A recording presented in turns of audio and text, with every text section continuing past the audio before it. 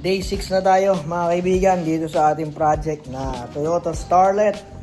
From rear wheel drive, ginawa natin front wheel drive 800cc, ginawa natin 1600cc na 16 valves.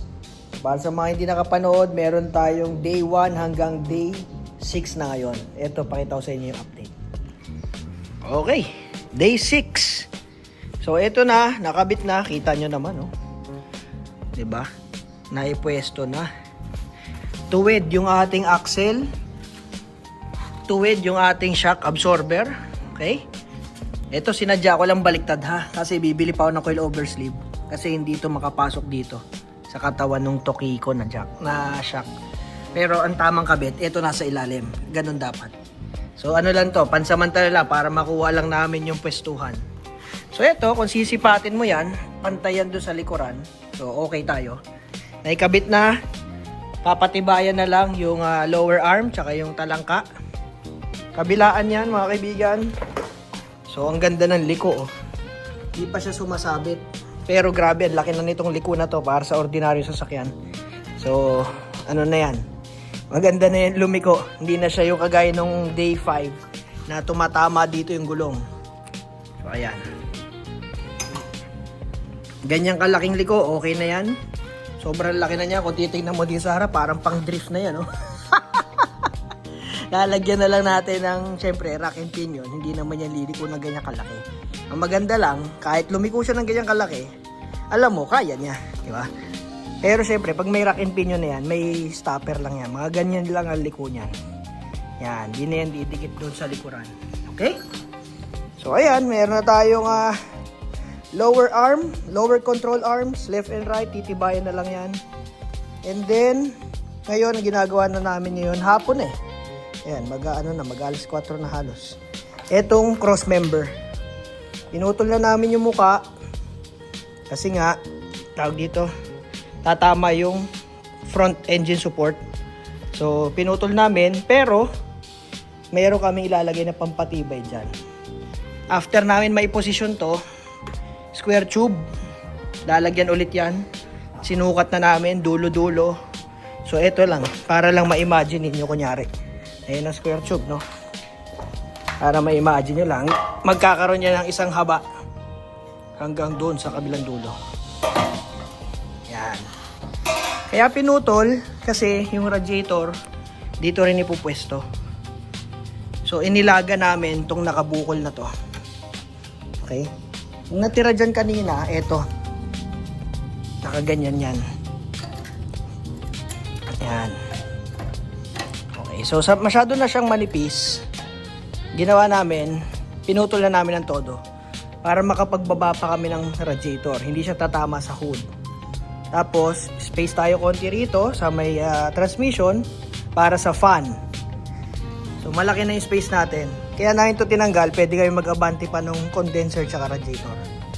Yan, ito yun, para ma-imagine din ninyo mabuti. Yan, teka, kunin ko lang. Okay? So nakakatuwa itong project na to kasi talagang, ano to eh, ayan o. Okay? Basically, ganyan magiging forma niyan. Grabe itong project na to, hindi rin biro ah. Talagang papatibayin, tapos i-remodel mo siya. Ganyan siya. Yan. Halos ganyan. Pero magpapalit pa ako ng radiator. Bakit? Kasi ito ay pang manual transmission. Kukuha tayo ng pang automatic. Ang kaibahan lang naman nun, ng pang automatic sa pang manual, meron siyang ATF cooler. Meron yung tubo rito, tsaka dito. Para yung ATF, siya yung magpapalamig. Ito yung hose na yan. Isa, dalawa. Yan. Ito yung ATF. So, yung ATF o yung automatic transmission fluid, papaikuti yan. Circulate yan from here. Pasok yan dito sa loob ng radiator. Meron yung cooler sa loob. Hindi yan hahalo sa coolant. Tapos, lalabas siya dito sa kabila. Yan. Parang ATF natin, napapalamig din. O, nagko-cool down. Gamit yung radiator natin kasi may fan yan. Okay? Tsaka nakababad siya sa coolant. So yan yung ATF cooler. Dito yan. Yung pang automatic na transmission, may tubo yan dito, tsaka dito. Tapos yung loob nito, meron niyang cooler sa loob. Nakalublob siya sa coolant. So yan. Yan ang ating ginagawa ngayon sa day 6. Abangan ninyo kasi dire-diretso lang ito mga kaibigan. So kita nyo naman yung engine natin. Nasa gitna yung bubbles. Ibig sabihin, pantay yung ating makina. Tsaka transmission. Level. Kumbaga, sa construction, level siya. Ayos, di ba? So ayan na. Gagawin natin mas matibay pa sa dati. Kasi mas makakapal na bakal gagamitin natin. Re-reinforce natin yung mga pwestuhan. Siyempre, for safety din. Hindi naman tayo papayag na hindi yan magiging safe. So, yung dating manipis, gagawin natin mas makapal ang bakal. Yan. Yung mga Pinoy, ang gagaling mag-ano ng OTJ, no? Yung owner type jeep. Isipin mo, nadadala pa sa ibang bansa. Yung owner type jeep nila. Ang lalakas ng makina, hindi mga simpleng makina. Ito, simpleng makina lang to. Pero yung mga nasa OTJ, grabe yung sa kaibigan natin si Alvin. 1.2 million ang inubos. Tansya pa lang yun. Yung sa OTJ niya, naka 3SG turbo. Grabe yan. Full stainless, super lapad ng mugs, super lowered. Ay, grabe. Sabi ko, ibang klase.